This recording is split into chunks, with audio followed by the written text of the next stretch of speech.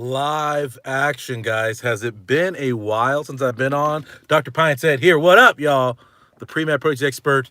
Uh, I've been going through some changes, y'all. I just been busy. We have my med school application workshop going on.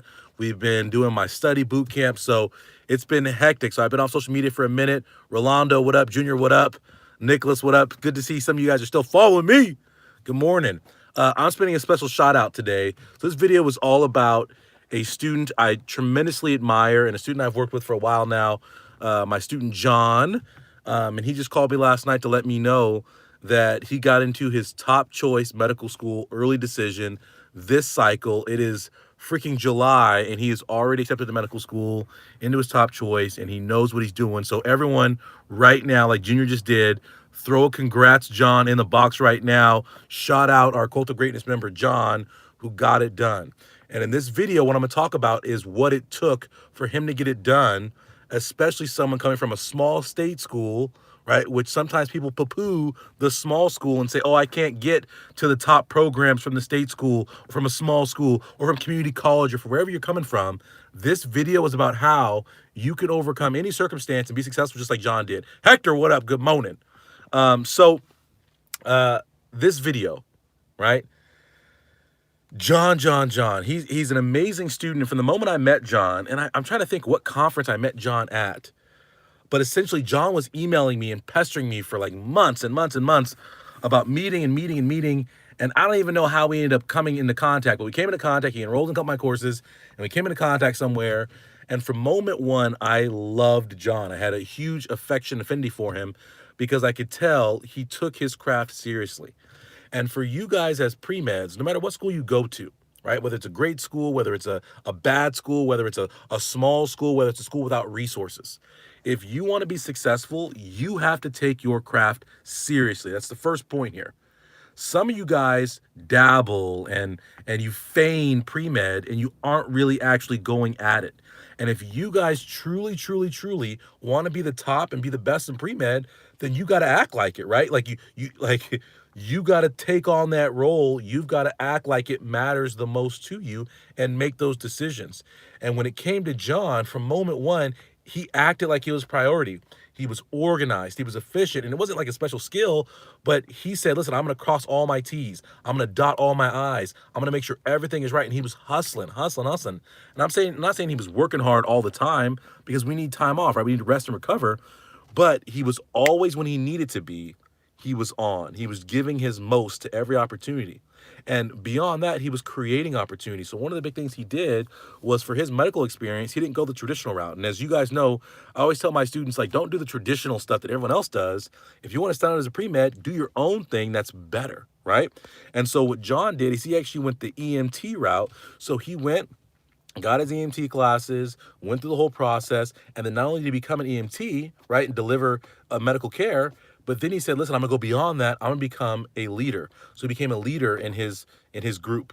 And then beyond being a leader in his group, he then became a trainer, and he was training, onboarding new EMT people. So taking that leadership role, right? So taking one experience, making it non-traditional, and then accelerating on that to take on leadership and take on training and mentorship and things beyond that to make it exceptional. Does everybody understand what I'm saying right now? Right? So in any opportunity, you can make more of it, but you have to be cognizant of it and seek to do so. If that makes sense to you right now, like the video or like this comment box up and let me know that you guys understand what I'm talking about. And 23 Knows All said, it says, it doesn't matter where you came from, right? It doesn't matter where you came from, right? What matters is the statistics that he generated. And we're going to talk about his stats in a second, but let's just start with, to get those stats, what it takes. And so, for example, many people complain like, oh, I don't have a 3.8 GPA, I don't have da-da-da-da. The question you have to ask yourself is, why don't you have a 3.8 GPA? Because when I meet with my students, we talk about it and what people's GPA is. We recognize that the only reason you guys don't have great grades is because you haven't taken it seriously enough to learn how to get great grades, which is why, right, I offer a study course, because we must recognize that if you don't have study skills, if you don't have real study strategies, if you don't have exceptional abilities in the classroom, how can you expect to get exceptional grades? And it's like my freshman counselor told me, right? She literally told me, when I was in college and I was struggling and I was floundering and I was getting by, I was being average. She told me, she's like, you are an average student. You are not exceptional. You do not have what it takes to get into medical school. And that's a harsh reality. And when I say that to people, sometimes you guys are like, ooh, how can he say that I'm average? Because you are average. And the reason you're average is because you haven't taken time to make yourself exceptional, developing yourself, right? Doing things to progress your career. And for John, he was a student. This is important. So John has an exceptional GPA. His GPA ended up being something like 3.7 plus, like it was up in that range. But for John, he actually started out really slow with a low GPA, similar to me. And one of the reasons he came to me was because he recognized that his study skills weren't on point. And so he got into my study course early, a couple of years ago, like 3 years ago. And then now look at his GPA.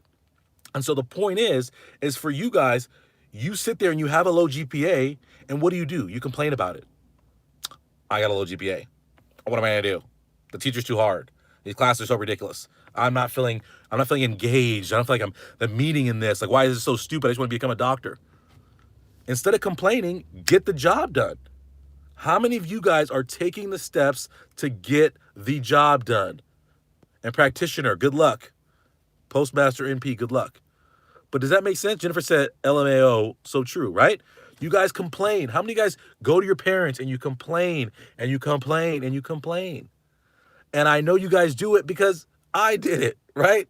When my counselor told me that, the first thing I did was complain to my parents. This counselor's ridiculous. I'm going to get her fired. How could she say this to me? She hurt my feelings.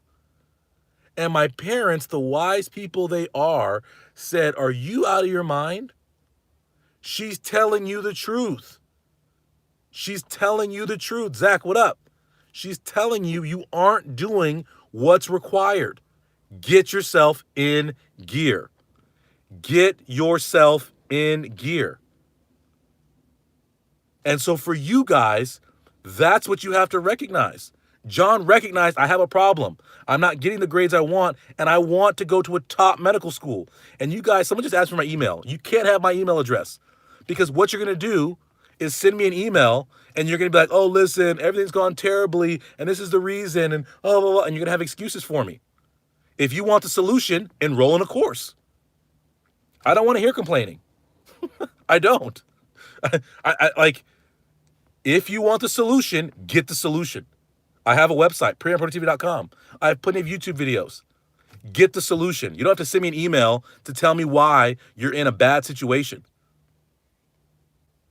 Find a solution. That's the answer. So I'll answer your email right now. I've got a problem. I'm the only person in the world who has this problem, and I can't overcome it. What should I do? Enroll in one of my courses and get the problem solved. Right? And so John recognized he had a problem and said, I'm going to fix it because it matters enough to me. And he fixed it and got a 3.7 plus GPA. That's the difference, guys. From someone who struggled, this guy, to figuring out exactly what I need to do and then executing because it mattered to me. For some of you guys, does it matter enough to you? Do you want badly enough to be a doctor that you'll be uncomfortable? Well, you'll do the things that other people aren't willing to do. And if you're not, guys, you're going to be average. Because to be exceptional requires exceptional effort, requires exceptional dedication, requires exceptional sacrifice. And if you aren't doing that, you ain't getting there. Does everybody understand? So the first thing is every opportunity that John had, he created novel, new, different opportunities. He went EMT. And then from his EMT experience, he didn't just do an EMT. He went EMT, leadership, and then to trainer at the EMT level. Does this make sense? So he made that opportunity amazing. Then he recognized, I'm not a great student. I don't have the skills. I don't come from a family of long college grads that have all these things to give me. He said, I got to make ish happen. And so he got with me and got his study skills on and then got his 3.7 GPA. Should have been, he's had a 4.0 the last, I think, 2.5 years. But he started off so low that the highest he could get was 3.7 something. So I'm disappointed in him, John. How dare you not have a 4.0, right? This is what happens. So then, right, we talk about that opportunity, talk about his grades. The other thing is he went to a small school that didn't necessarily have all of the research opportunities of a big university. And some of you guys know what I'm talking about, right? If you guys go to a small school or you've heard this issue come up where I'm at a small school, we don't have research labs, we don't have all these things, like right now this video or comment in the box and let me know you know what I'm talking about. And Chester Charles just said it, average is the enemy of greatness. Just because you're doing what everyone else is doing, that's not going to get you into medical school, because the average candidate doesn't get in. You guys have seen it. Less than half of the applicants get into medical school. What's the separator? Greatness. Greatness, right? So if you're at a school and it doesn't have research or it doesn't have support resources or it doesn't have whatever it is, you guys have to create your opportunity. And in John's case, what he did was he started pounding on doors, not sending a BS stock email. Hey, sir or madam, I saw you have a research lab. Can I join? Do you pay students? Because I need money. And that email sounds crazy, guys. But if I showed you the emails that my friends who are PIs get, if I showed you the emails that I get from students, that's how they sound. Literally, hey, sir / madam. You couldn't even take the time to specialize the sex. You couldn't even say, you're sending an email to me. You knew it was me. You couldn't just say, hey, sir, right? If you're not even gonna say my name, hey, sir. He didn't send a stock email. He didn't send an email at all. He drove to nearby universities, pounded on doors, asked, had dedication, had looked up, had read multiple articles, could talk intelligently about what that lab did, and didn't come in and say, oh, listen, I want you to pay me. I want to be on. Said, hey, listen, do you have an opportunity for me just to come and hang out at the lab and be around and contribute in whatever ways you need me to do? I just want to get experience and see if I could possibly be a fit eventually for your lab. And by doing that, he then got a lab opportunity. Bam. Just like that. Does that make sense to everybody? I get emails all the time from students. I've emailed 1 million people and no one is letting me be in their research lab. How do I do it? How do I do it? Do you guys see the difference? Is any of this requiring any special gifts of, oh my gosh, his photographic memory, oh my gosh, he has all the connections in the world? Or is it a guy who said, listen, medical school matters to me the most. It matters to me the most, and whatever I have to do, I will reflect and recognize what the issues are, and I will do whatever it takes to address them and get it situated, and to be the exceptional pre-med, and to be the exceptional applicant. And Trey Moore just said it. Networking doesn't cost a dime, right? It doesn't cost a dime. But some of you guys are too afraid of rejection, are too afraid to go out on that limb and be uncomfortable. Again, you're too afraid. Oh, what if I go up to them and they don't like me? Oh, no. Oh, Laura, right? Go and bang on doors. Brent is on here right now. Brent had to have security called on him. Brent got security called on him at a school. And that's okay, because the next school won't call security, and we're in that piece. Does that make sense? We don't care. Call security. Call security. I'll call them for you. I'll call 911 myself, right? That's what we say. It's okay. Because every no is closer to a yes, y'all. We gotta hustle. And so he did that. He hustled, got the research. Beyond that, okay, he became a tutor at his school once he got good, right? So this is the point, right? This is what my students, this is what we embody. Once we get skills, we then translate and give those skills back, right? We help the next people behind us. So he took his study skills, he took what he was doing and being excellent in chemistry, and he actually created a full-fledged organic chemistry supplement material, and took that material and started disseminating it to his friends to help his friends do well in OChem. And the students he was tutoring do well in OChem. And then he took that even one step further, and he got that book approved and placed into his school's official bookstore, sold next to the textbooks. How impressive do you think that is to medical schools? How impressive is that to medical schools, guys? Think about this, right? That's dedication. Does that require something special? No. He said, listen, I've learned, Kim, I'm someone who traditionally struggles academically, like this guy, and I've found a way to get it done and get it done at a high level. So how about I help other people get it done at a high level? Does that make sense, guys? That's greatness. This is all simple stuff. It doesn't require anything special other than your willingness to put in the effort and to create opportunity. At every avenue, we see a problem, we see an issue, we look to help others, we look to be great, we look to be exceptional, we look to go above and beyond. We can't be average, guys. We cannot. If you understand what I'm saying, listen, like the video right now. Like the video right now, guys. Let me know you understand what I'm saying. You understand that your average ways, your settling ways, your mediocre ways aren't going to get the job done. And you have a choice. You can be average and you can be rejected.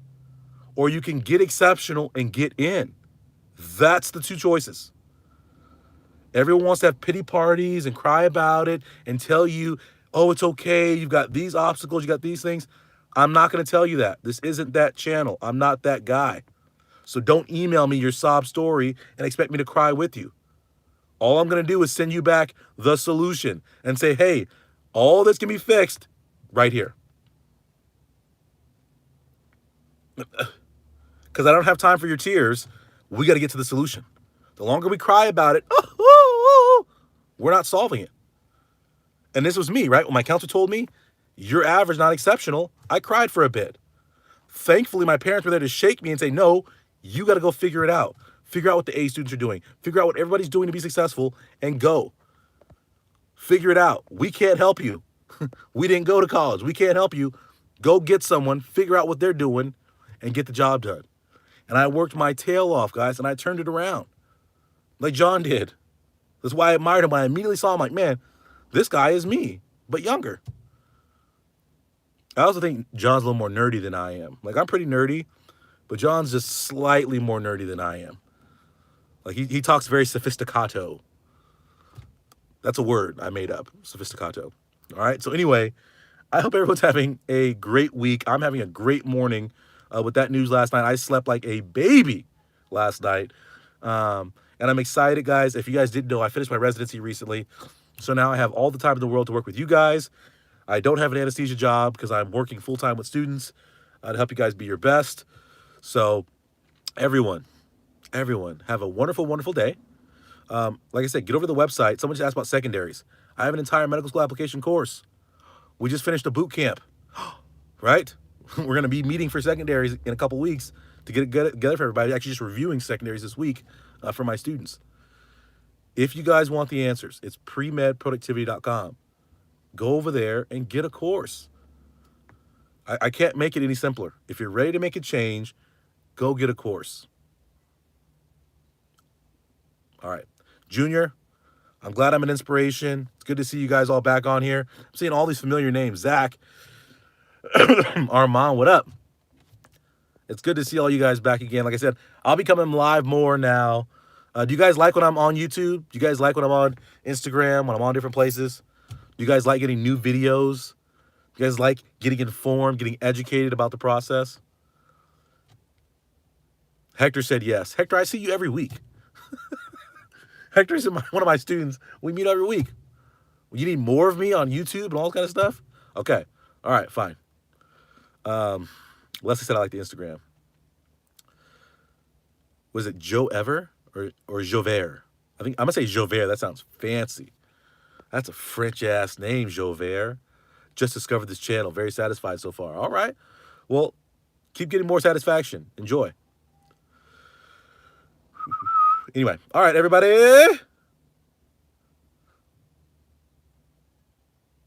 Oh, awesome. Damien, firefighter, and in the pre-med process in the 30s with kids. I'm so glad I motivate you. Come get with us. Damien, join our group. Get into some of my courses. We have lots of non-traditional students with kids who are in their 30s who are fighting that fight, right? Because I know with my kids, it's hard to get anything done. So people with kids have a special place in my heart. Because, and it's, so funny. Let me say one last thing, I'll leave.